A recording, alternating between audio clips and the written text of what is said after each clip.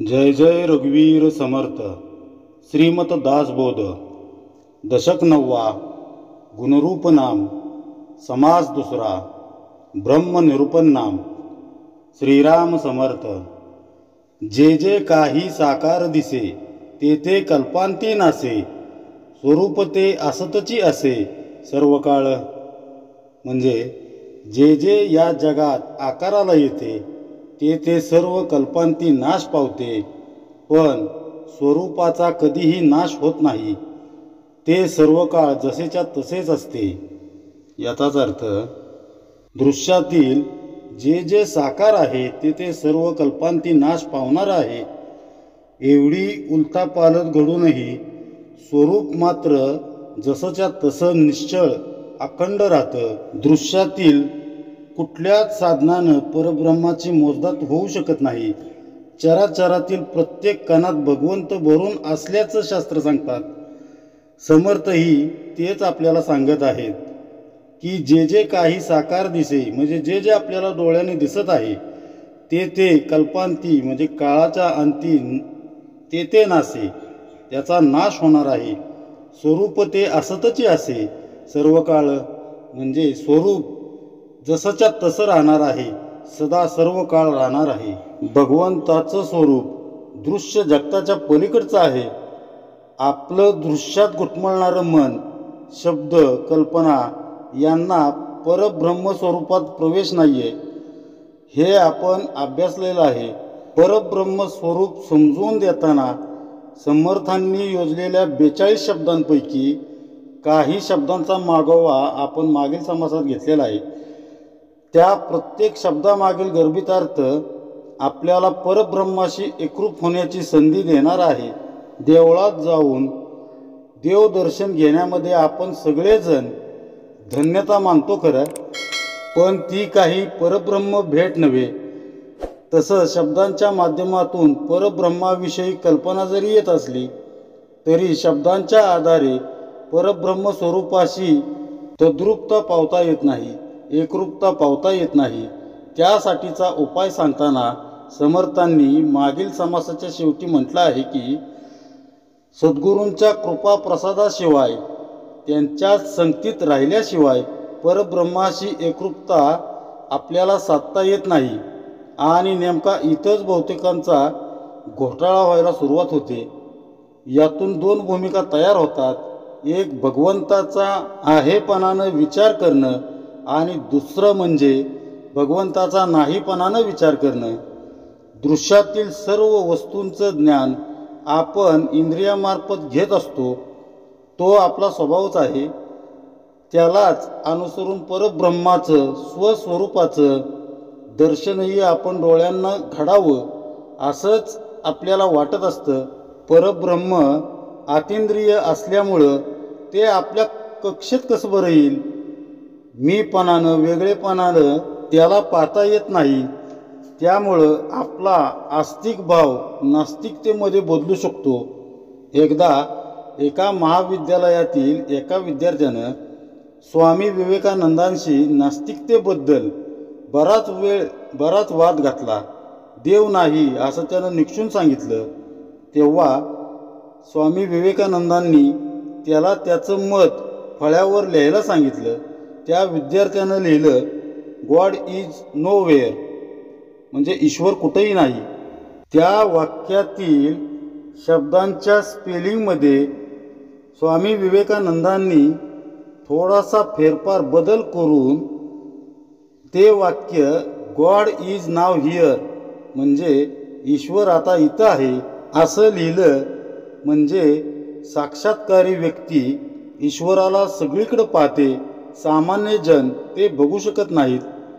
आणखीन एक उदाहरण बघायचं म्हटलं तर वर्गातील मुलांसमोर एका शिक्षिकेने आपल्या वर्गातील मुलांसमोर एक प्रश्न ठेवला की मुलांनो, देव कुठे आहे असा प्रश्न विचारल्यावर शिक्षिकेला मुलांकडून अपेक्षा होती की एकतर देवळात म्हणून उत्तर येईल किंवा देवघरात म्हणून उत्तर येईल.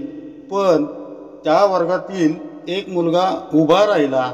त्या चुणचुणीत मुलाने त्या मॅडमला एक प्रतिप्रश्न केला मॅडम, देव कुठं नाही ते आधी मला सांगा, म्हणजे मी तो कुठं आहे ते सांगेन.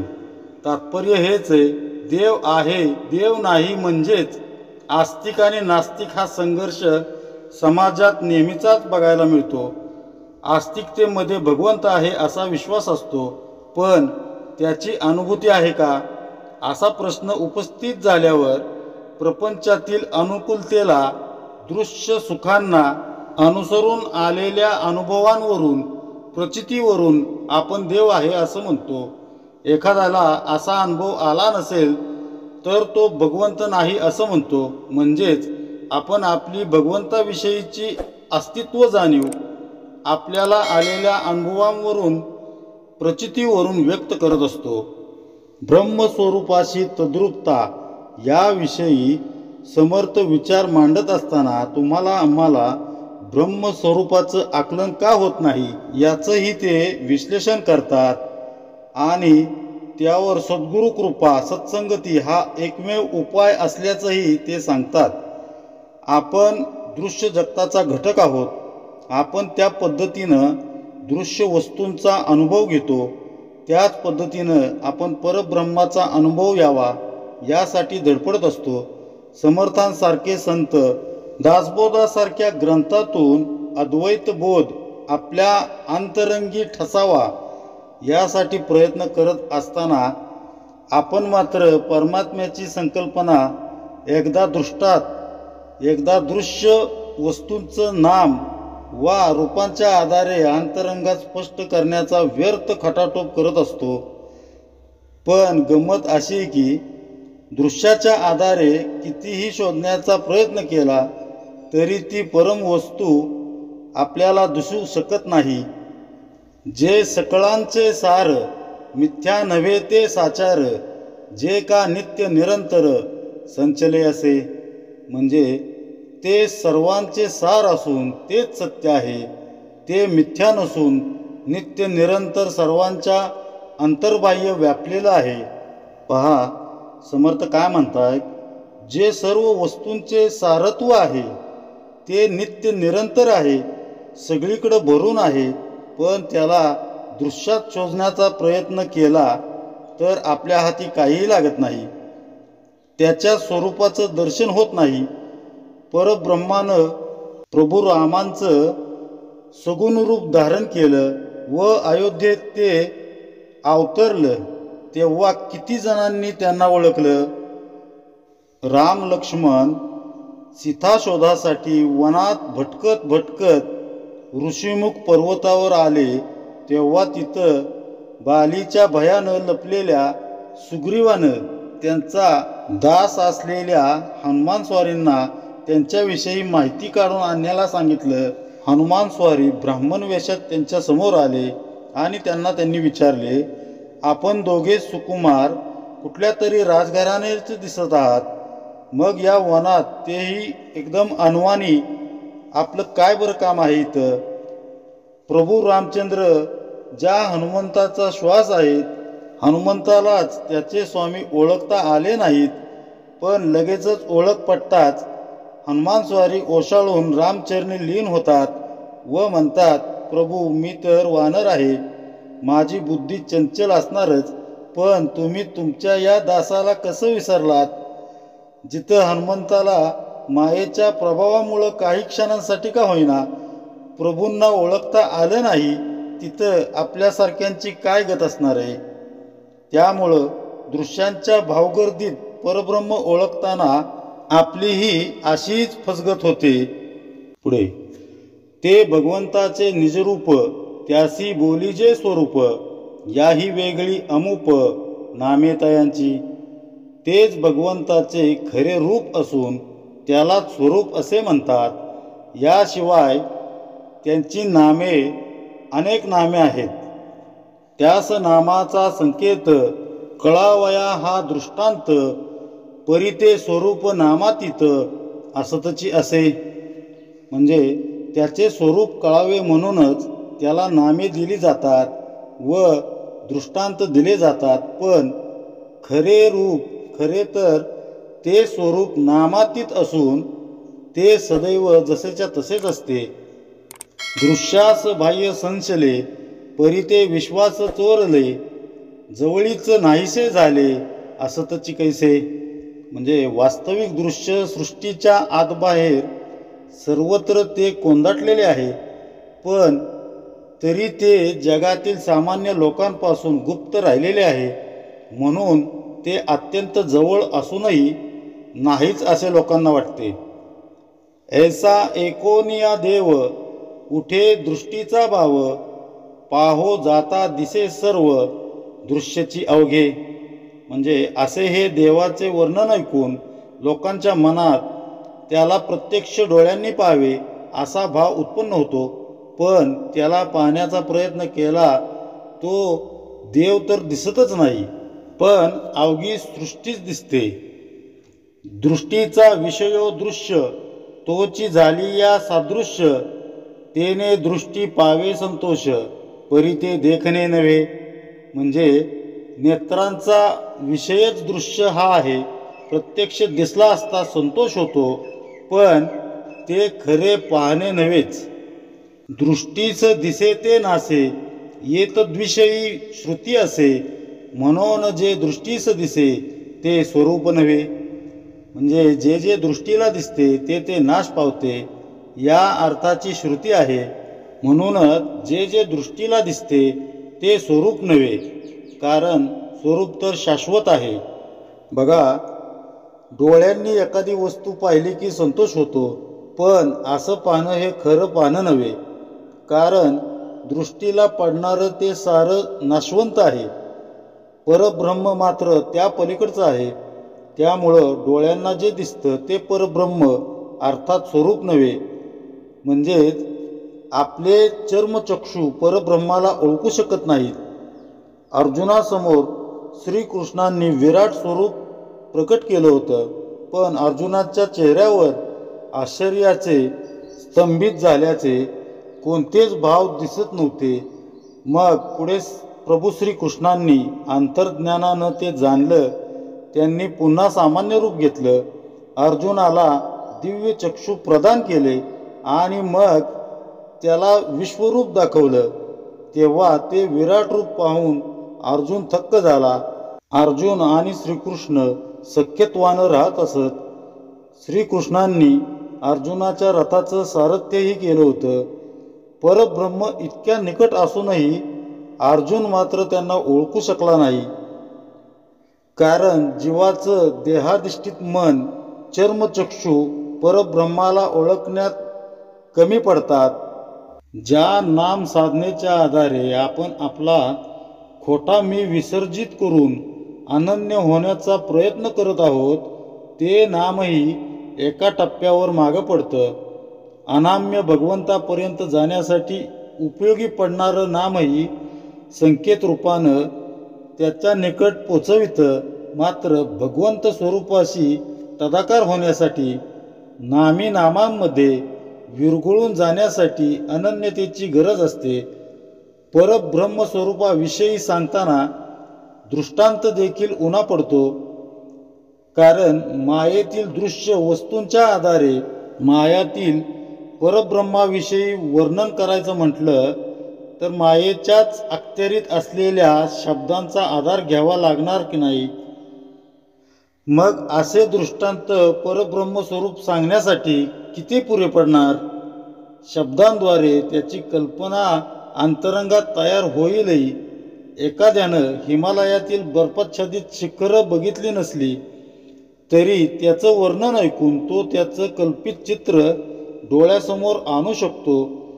तसं दृश्य नाम दृष्टांताच्या आधारे आपण परब्रह्माविषयी कल्पना करू शकतो, पण त्याच्याशी तदाकार एकरूप मात्र होऊ शकत नाही.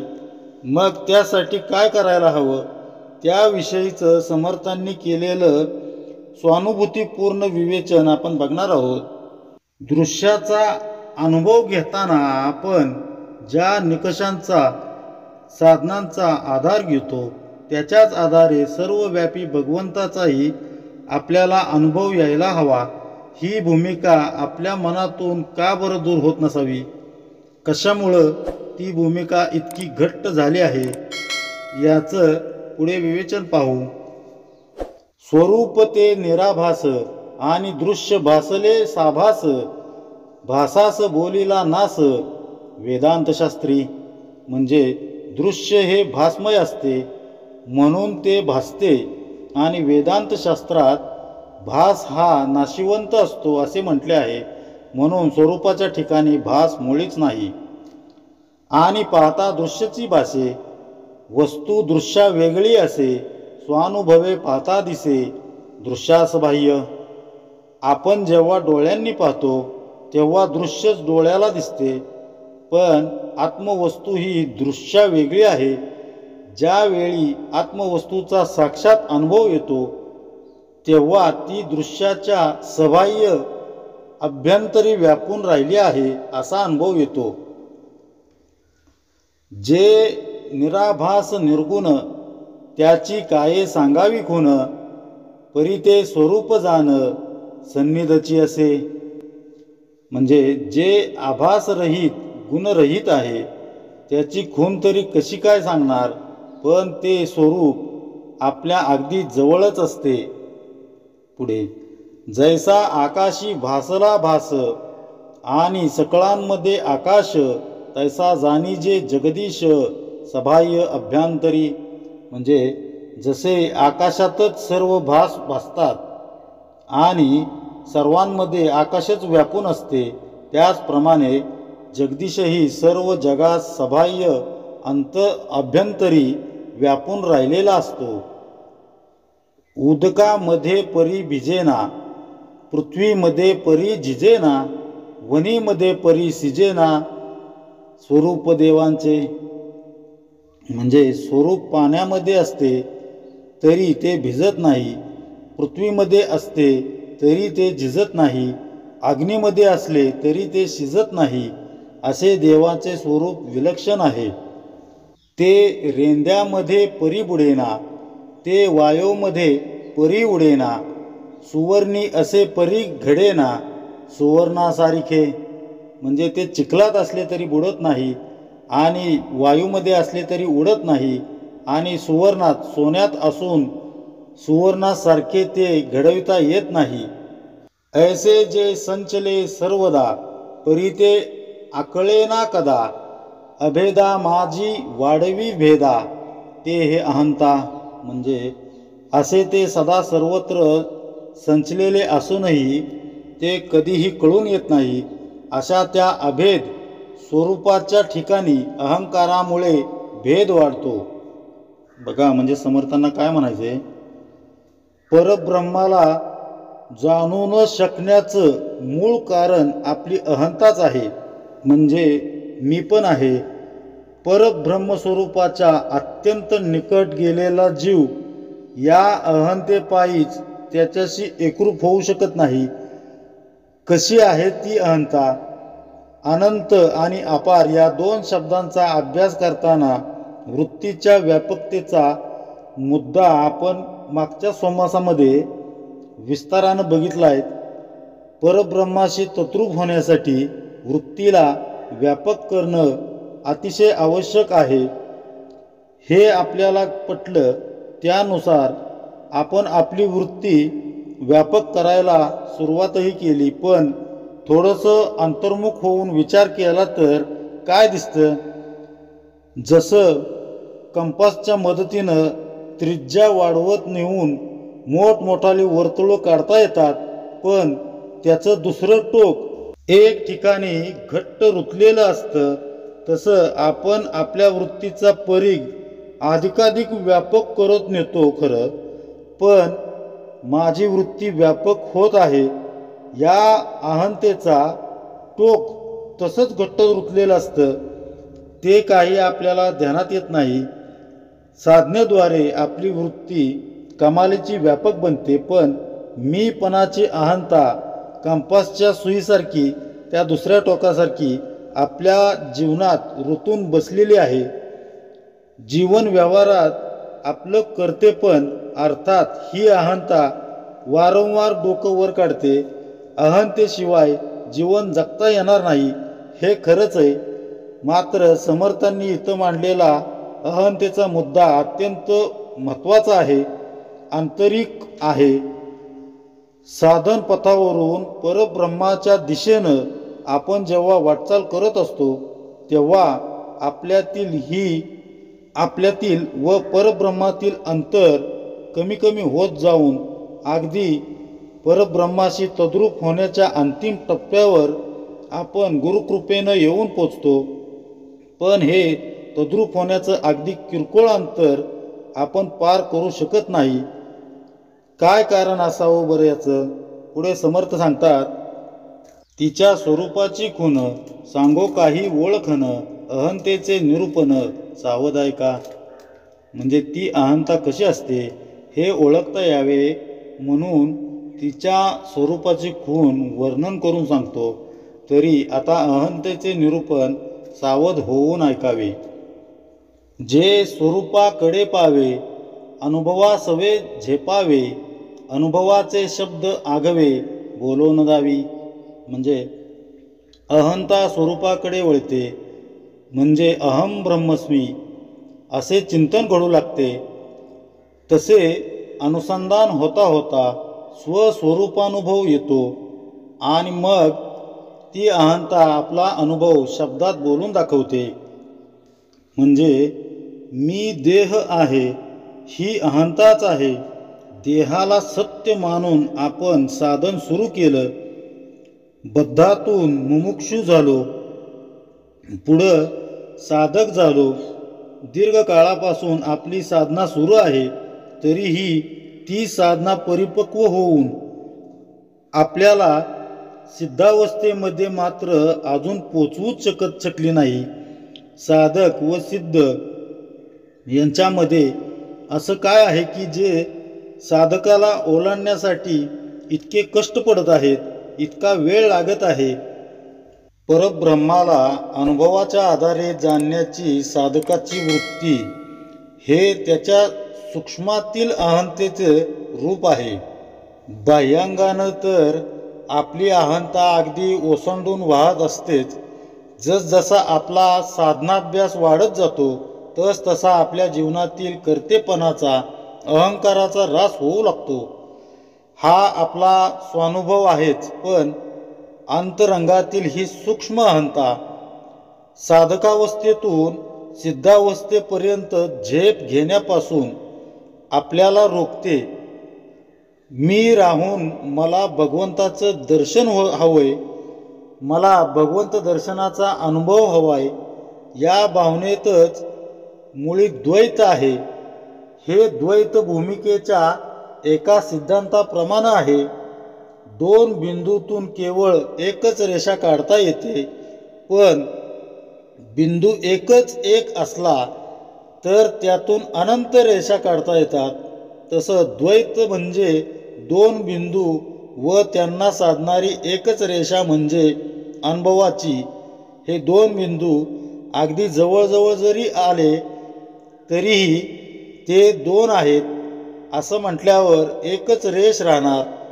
जेव्हा एक बिंदू दुसऱ्यात विलीन होऊन केवळ एकच बिंदू उरतो तेव्हा मात्र त्यातून अनंत रेषा काढल्या जाऊ शकतात.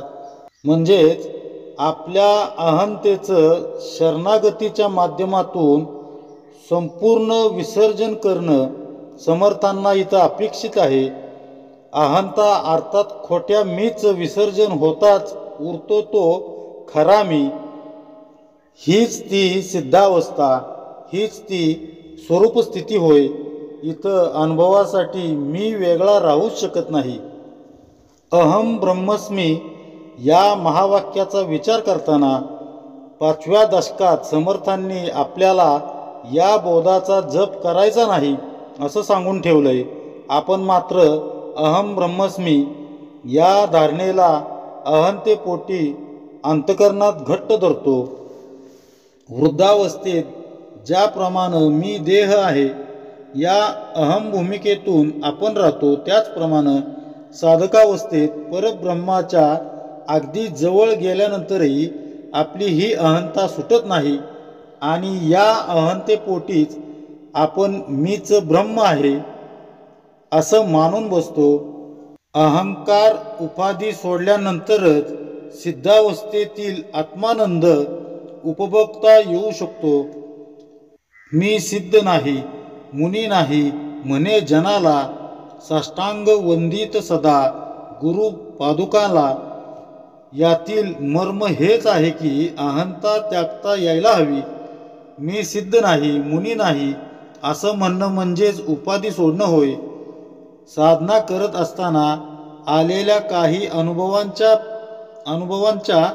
प्राप्त झालेल्या काही सिद्धींच्या आधारे मी ब्रह्म आहे या भूमिकेला आपण सत्य मानून बसतो. मला ब्रह्मस्वरूपाची प्राप्ती झाली आहे अशी समजूत आपण करून घेतो. इथं मी आणि भगवंत यामधील अंतर खरं तर अगदी नगण्य राहिलेलं असतं, परंतु मीपणाचा दुसरा बिंदू अस्तित्वात असल्यानं आपण एकाच एक असणाऱ्या भगवंताशी तद्रूप होऊ शकत नाही. साधकावस्थेतून सिद्धावस्थेत जाण्यासाठी ओलांडण्याचा असा हा विलक्षण उंबरा आहे. या उंबरठ्यावर घट्ट चिटकून बसलेली आपली अहंता स्वरूपाशी तद्रूप होण्यामध्ये प्रमुख अडचण बनली आहे. पुढे म्हणे आता मीच स्वरूप तेची अहंतेचे रूप, निराकारी आहे आप वेगळी पडे. म्हणजे ती म्हणते की मीच स्वरूप आहे असे म्हणणे हेच अहंतेचे रूप आहे. मीच स्वरूप आहे असे म्हणताना साहजिकच जाणीव मी रूपाने आणि स्वरूप रूपाने द्विधा झालेली असते, म्हणून निराकार ब्रह्मापासून वेगळी पडते. स्वये मीच आहे ब्रह्म ऐसा अहंतेचा भ्रम, ऐसी सूक्ष्मी सूक्ष्म पाहता दिसे. म्हणजे मीच स्वतः ब्रह्म आहे असे म्हणताना अहंतेचा भ्रम अजून कायम आहे. हे सूक्ष्म ब्रह्मासंबंधी सूक्ष्म विचार केल्यावर कळून येते. कल्पना आकळी हेत वस्तू कल्पनातीत, म्हणून नाकळे अंत अनंताचा. अहम ब्रह्मस्वी हा भाव कल्पनेने जाणता येतो, पण वस्तू तर कल्पनातीत आहे. अनंताचा अंत जाणताच येत नाही, कारण अनंताचा शोध घेणारा अनंताशी एकरूप होतो, त्याचे अस्तित्वच राहत नाही. अन्वये आणि व्यतिरेक हा शब्दभेद कोणी एक, निशब्दाचा अंतर्विवेक शोधिला पाहिजे. अन्वय म्हणजे उभारणी व व्यतिरेक म्हणजे संहारणी. हा केवळ शाब्दिक भेदच असतो. जेथे शब्द पोहोचूच शकत नाही त्या निशब्दांचा म्हणजे परब्रह्माच्या स्वरूपांचा अंतर्मुख होऊन विचार केला पाहिजे. आधी घेईजे वाच्यांश, मग ओळखीजे लक्षांश, लक्षांशी पाहता वाच्यांश असे लकायचा. म्हणजे आधी शब्दार्थाकडे लक्ष द्यावे, मग त्यात जो गूढ भावार्थ असेल तो लक्षात घ्यावा. लक्षार्थाचे चिंतन करू लागले की वाच्यांश म्हणजे शब्दार्थ मागे पडतो. बघा या ठिकाणी समर्थांना काय म्हणायचंय, निशब्दाचा म्हणजेच परमवस्तूचा अंतर्विवेक शोधण्यासाठी शब्दांचा आधार घ्यावा, पण कसा. शब्द न्यून आहेत म्हणून समर्थ त्याचा अवेअर करायला सांगत नाहीत. त्यांचं म्हणणं इतकंच की शब्द नीट समजून घ्यावा, त्याचा अर्थ म्हणजे वाच्यांश घ्यावा. गुरुकृपेनं वाच्यांश नीट ध्यानात आला की तो अनुभवाच्या सीमा ओलांडून आपल्याला लक्षांशापर्यंत लक्षांशामध्ये घेऊन येतो. परब्रह्माची नेमकेपणानं कल्पना येणं म्हणजे त्या शब्दामागील लक्षांश जाणणं होय.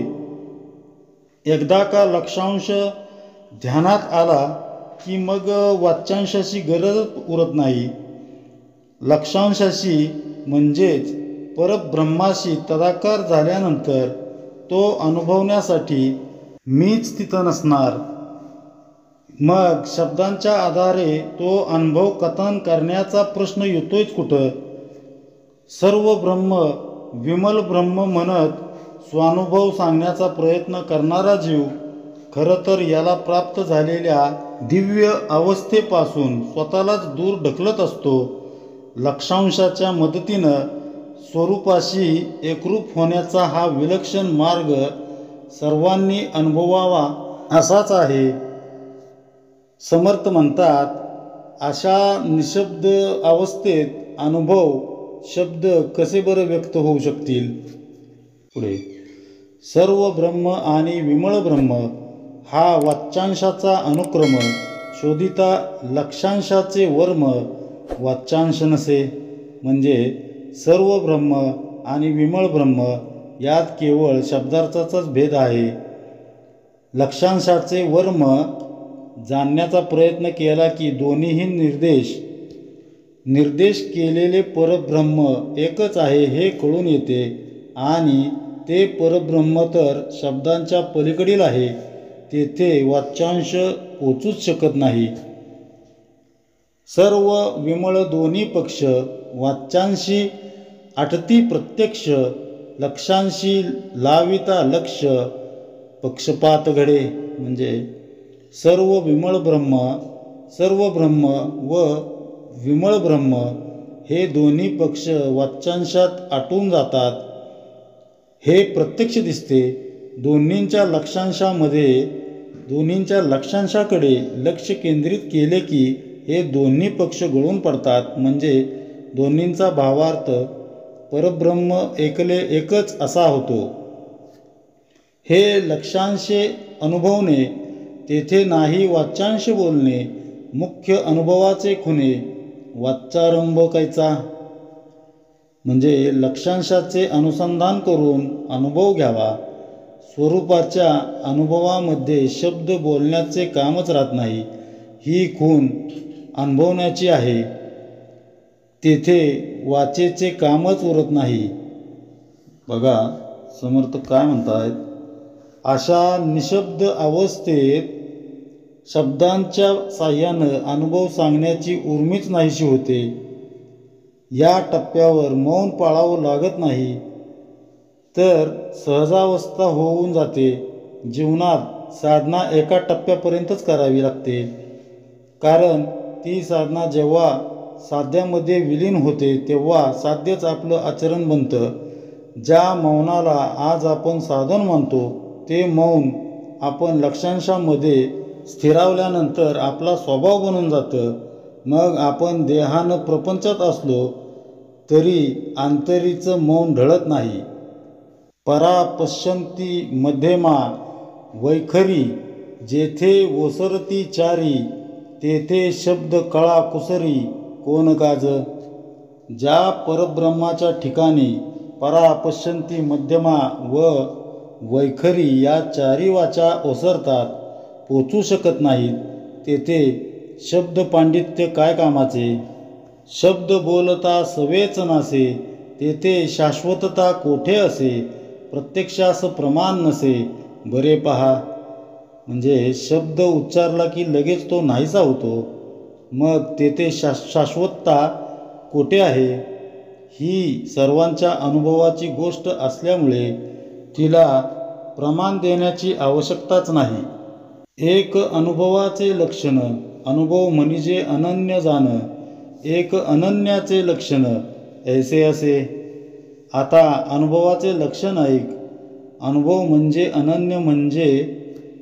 अनन्य म्हणजेच जेथे अन्य नाही, ते एकटे एकच स्वरूप, तेच आपण होणे. याचाच अर्थ आपण वावरतो ते मीपणाच्या अहंतेच्या देहबुद्धीच्या प्रांतात.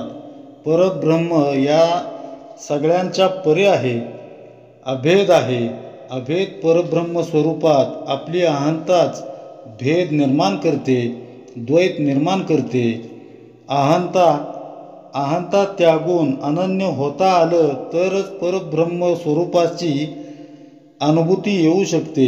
परब्रह्माशी अनन्य होण्यासाठी सद्गुरूंनी दिलेलं साधन करावं आणि अंतरंगातील मौन हे सहज स्थिती होणं ते त्याचं साध्य असावं. अशा या मौनावस्थेचं समर्थांनी जे कौतुक या समासात केलं आहे त्याचं चिंतन आपण पुढे पाहणार आहोत.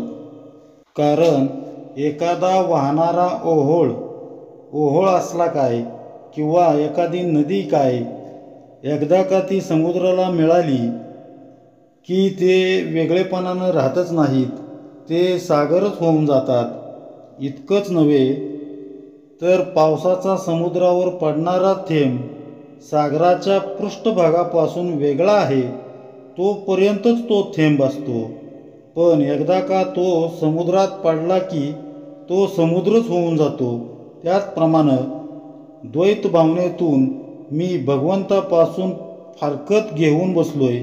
वेगळेपणानं माझं अस्तित्व शाबूत ठेवून मला भगवंत भेट हवी आहे, ती कशी मिळणार? द्वैतामध्ये राहून अनुभवाच्या क्षेत्रातच घुसमटत राहणं हेच मला जीवन ध्येय वाटतंय.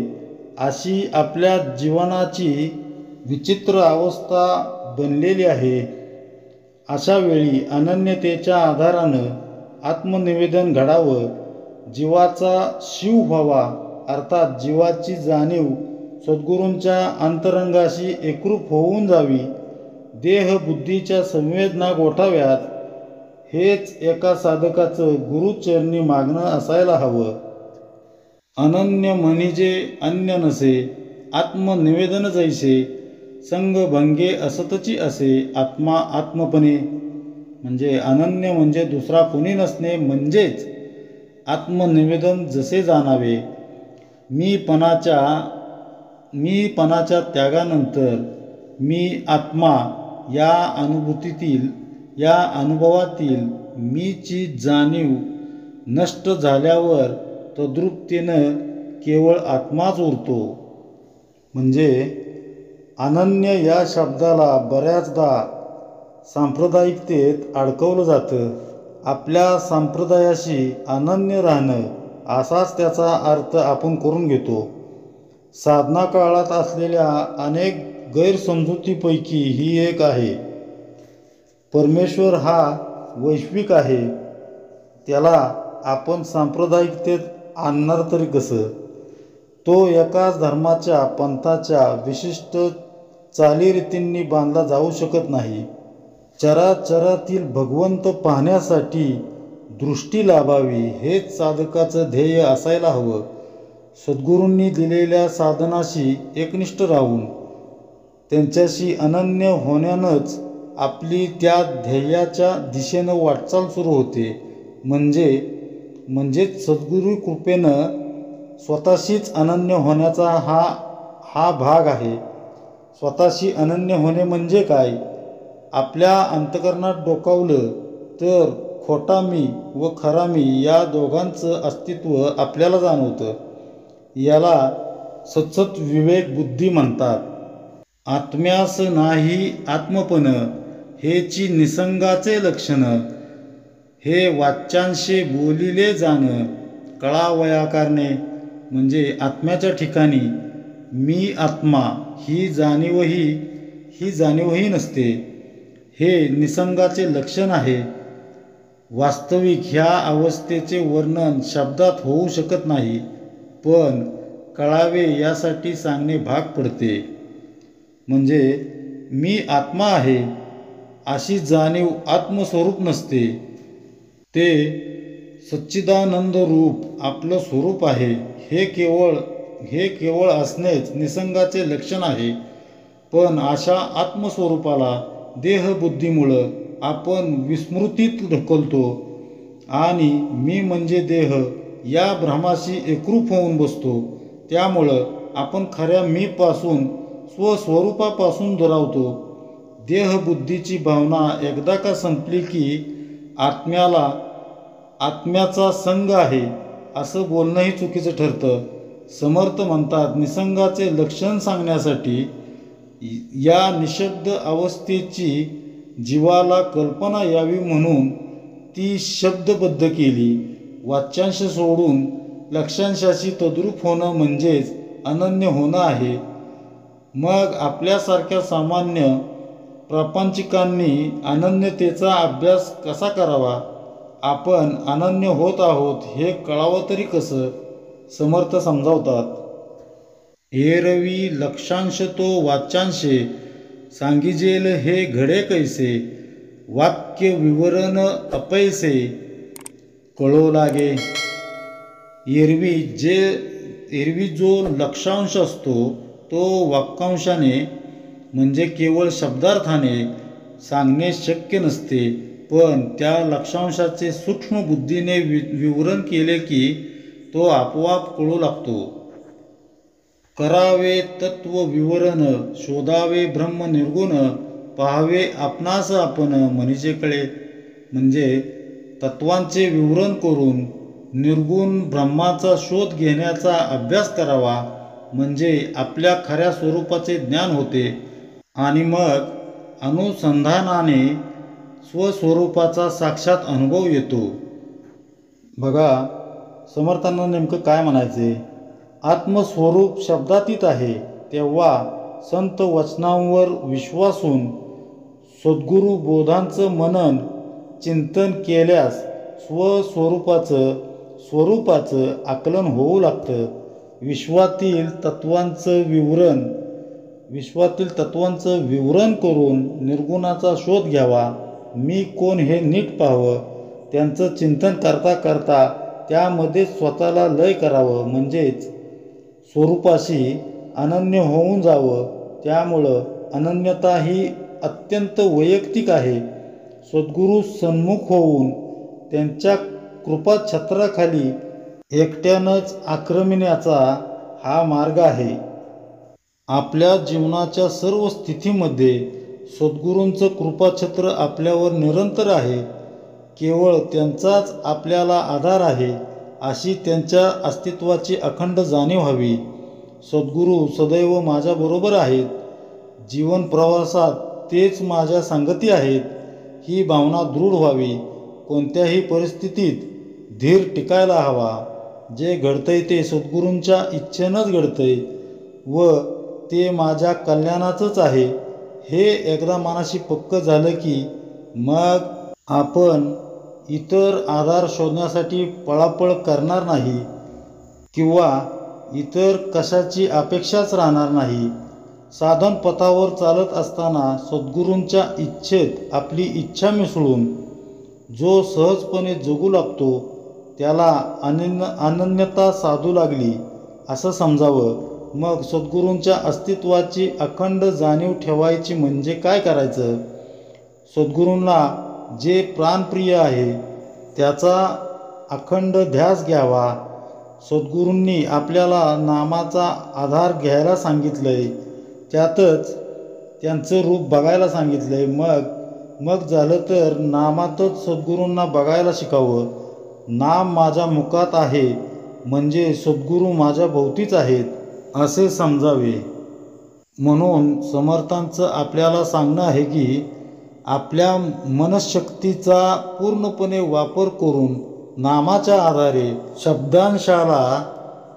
शब्दांशाला वाच्यांशामध्ये बदलावं, वाच्यांश अनुसंधानात बदलावा. अनुसंधान आपल्या जागृती, स्वप्न, सुषुप्ती अशा सर्व अवस्थेत भरल्यावर लक्षांशाची अर्थात अनन्यतेची स्थिती आपसुकच येते. वाच्यांश ते लक्षांश हा पाडाव गुरुकृपेनं पार पडतो व आपण त्यांच्यासारखेच प्रेमस्वरूप होऊन जातो. पुढे, हे न बोलताच विवरिजे, विवरोन राहिजे, मग आबोलनेची साजे महापुरुषी. म्हणजे न बोलताच या सांगण्याचे मनन करावे व तेथेच तन्मय होऊन राहावे. असे तन्मय झालेले महापुरुषच नुसत्या कृपादृष्टीने साधकात स्वानुभव संचारित करू शकतात. त्यांचे मौन हेच खरे प्रवचन ठरते. म्हणजे समर्थांना काय म्हणायचे बघा, अबोलणे म्हणजेच मौन. अनन्यता साधल्याचं द्योतक आहे. परमार्थ अंतर्मुक्तेचा प्रांत आहे.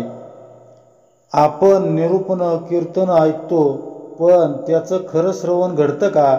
कारण बऱ्याचदा आपलं लक्ष त्यात नसतं. श्रवण करता करता मन शब्दांपासून कधी कित्येक मैल दूर निघून जातं ते आपल्यालाच समजत नाही. जीवनात कित्येक गोष्टी घडत असतात, पण त्या प्रत्येकात आपण असतोच असं नाही. त्यामुळं अंतर्मुक्तेचा प्रवास तुमच्या आमच्यासाठी जड जाणाराच वाटतो.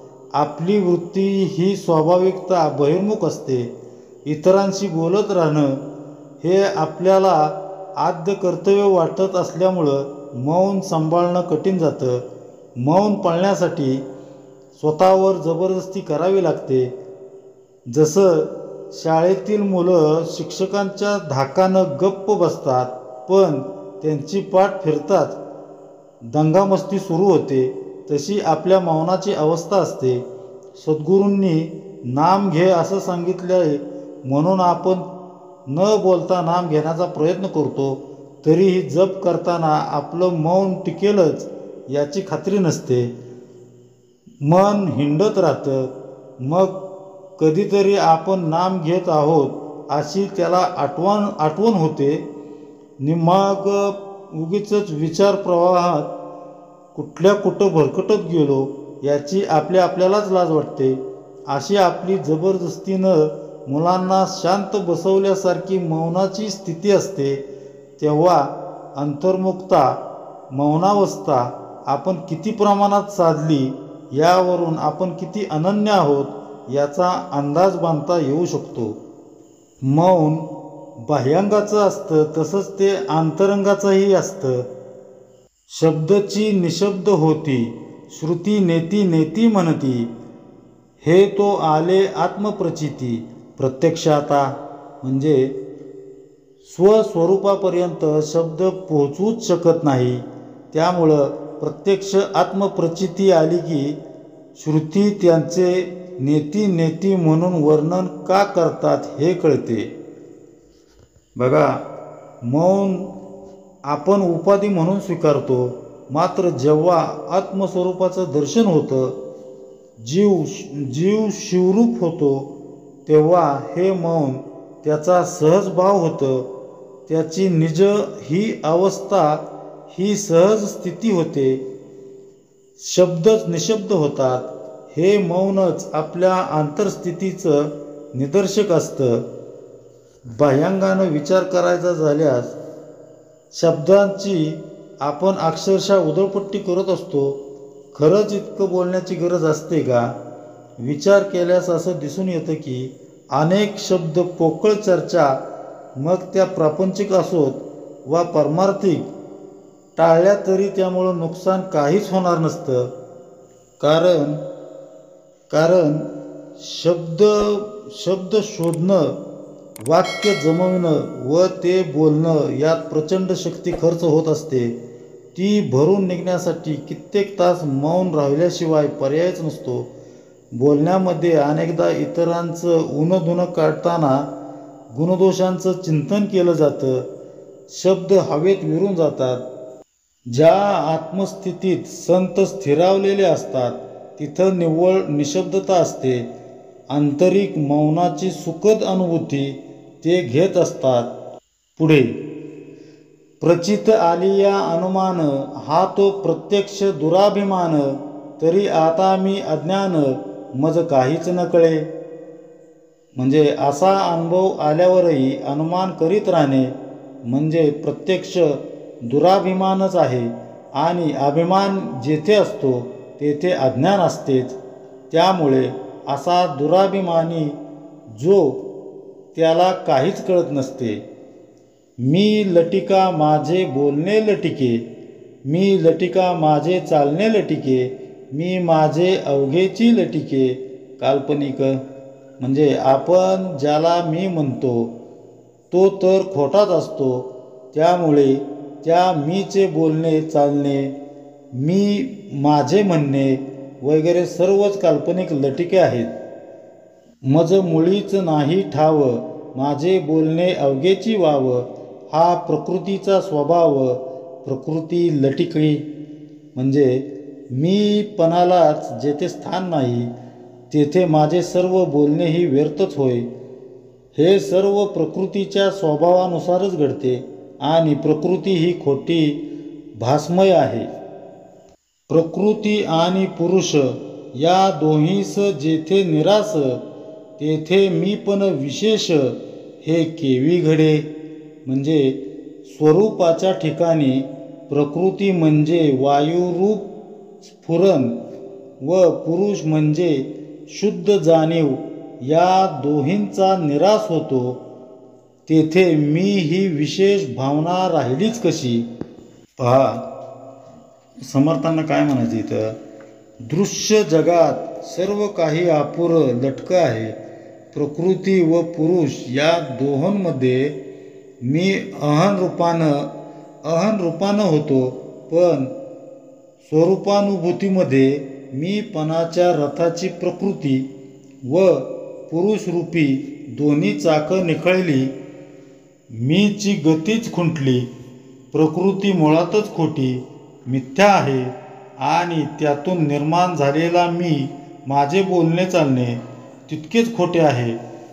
मग मी विशेषपणानं वेगळेपणानं कसा काय अस्तित्वात उरणार. जिथं प्रकृती माया विरते तिथं तिच्या अखत्यारीतील गुणांची चर्चा येईलच कशी. आईच्या गर्भात बाळ असताना दुर्दैवानं मातेचा अंत झाला तर गर्भातील बाळही कालवश होतं.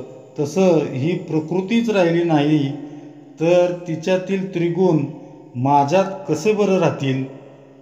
म्हणून कुणाची निंदा स्तुती न करावी असं संत आपल्याला वारंवार सांगतात, जेणेकरून किमान आपण बाह्यांगाचं मौन तरी साधू शकू. आत्मस्थितीची अनुभूती घेण्यासाठी, आत्मानुसंधानाच्या मार्गावर अग्रेसर होण्यासाठी असं मौन अनिवार्यच आहे. जितका वेळ, जितका काळ तुम्ही नामात राहाल तितका काळ तुम्ही मौनात असाल. बाह्यांगाची मौनावस्था म्हणजे भगवंत नामात रत असणे. नामस्मरण चालू असतं तेव्हा इतरांच्या गुणदोषांचं चिंतन करण्यास सवडच मिळत नाही. हळूहळू प्रकृती लोप पावते. द्वैत भावनेत चालणारं भगवंत चिंतन अद्वैतात बदलतं. अंतरंगी अद्वैत भाव प्रगटतो व आपल्याला त्याच्या कुशीत घेतो. तोच आता एकटा शिल्लक उरतो. कोण कोणाची स्तुती करणार आणि कशी करणार. ही निशब्द अवस्था अंतरंगात केवळ समाधान रूपानं भरून उरते. इथं शाब्दिक उपासनेचा आधार देखील नकोसा होतो असं समर्थ सांगतात. पुढे, जेथे सर्वही अशेष झाले तेथे विशेष कैसे आले. मी मौनी म्हणता भंगले मौन्य जैसे. म्हणजे जेथे सर्व दृश्य निशेष झाले तेथे मी पण हे विशेष तरी कसे राहिले. एखाद्या माणसाने म्हणावे की मी मौनी आहे, म्हणजे त्याच्या या बोलण्यानेच त्याचे मौन भंग पावते. तसेच जे निशेष आहे त्याला विशेष ठरवल्याचे घडते. याचाच अर्थ, जसं मौन पाळणारी व्यक्ती ही मौनव्रत धरलं आहे असं म्हणताच तिचं मौन भंग पावतं, तसं आत्मस्थितीत निमग्न असलेल्या, निशेष अवस्थेत असलेल्या व्यक्तीनं मी विशेष आहे, वेगळा आहे असं सांगणं म्हणजे अंतरीचं मौन भंग करण्यासारखंच आहे. निजस्थितीत असताना जीव व्यवहारातील गोष्टी सहजतेनं स्वीकारतो, कारण प्रयासानं गाठलेली ही मौनावस्था तो स्वस्तात कशी बरं सोडेल. जीवनातील प्रत्येक घटना रामेच्छेनं घडते अशी जर त्याची दृढ भावना असेल तर त्या घटनेचं चिंतन, योग्य अयोग्याची शहानिशा तो कशाला बरं करत बसेल. जेव्हा जीवनाची सारी सूत्र भगवंताच्या हाती सुपूर्द केली तेव्हा वाणीला एकच कार्य उरतं आणि ते म्हणजे भगवंत नामाचं स्मरण. अशा मौनातूनच आत्मस्वरूपासाठी आवश्यक असणारी ऊर्जा संत अंतकरणात साठवतात. डोळ्यांनी इतरांचे दोष पाहण्यापेक्षा सृष्टी निर्दोष आहे हे समजून घेऊन त्यातील ईश्वरीय तत्वाचं दर्शन ते घेतात. अशा रीतीनं शिल्लक उरणारी ऊर्जाच मौनासाठी त्यांचं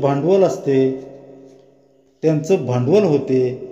शांत स्थितीत असणाऱ्या संतांकडून घडलेलं कोणतंही कार्य त्यांना त्यांच्या मौनावस्थेपासून दूर नेऊ शकत नाहीत. जसं कमल पुष्पाच्या दरवळामुळं भ्रमर त्याच्याकडं आकृष्ट होतो. पाकळ्या मिटल्या तरी त्याला त्याचं भान नसतं. प्रसंगी तो जीवही गमावून बसतो. तसं आपल्या जिवेला एकदा का नामाचा चाळा लागला की नाम सोडून इतर चर्चांचा विटाळ येतो. तिला तो सहनच होत नाही. भगवंत नामाचं असं प्रेम जिवेला लागताच मौनावस्था आपल्याला अंतर्बाह्य व्यापू लागते आणि मग समर्थांना सांगावंसं वाटतं की आता मौन न भंगावे, करून काहीच न करावे, असो न निशेष नसावे विवेक बळे. म्हणून आता स्वरूपानुभव घ्यावा, पण मौन भंगू देऊ नये. सर्व करीत असूनही काही करू नये, म्हणजे देहाने व्यवहार करीत असूनही अंतर्यामी पूर्णपणे मीपणा विरहित विवेकाच्या बळावर असावे. समर्थांना काय म्हणायचे शेवटी, स्वरूपाशी एकरूप राहून मौन भंगू न द्यावे, कर्मरत राहूनही काही केलेच नाही असे निसंग राहावे. आणि याकरिता विवेकच आपल्याला ऊर्जा पुरवित असतो. विवेकच आपलं मौन कसं सांभाळतो, सर्व काही करूनही आपण आकर्ता कसं राहू शकतो याचं सुंदर विवेचन समर्थ पुढील समासात करत आहेत. इति श्री दासबोधे गुरु शिष्य संवादे ब्रह्मनिरूपन्नाम.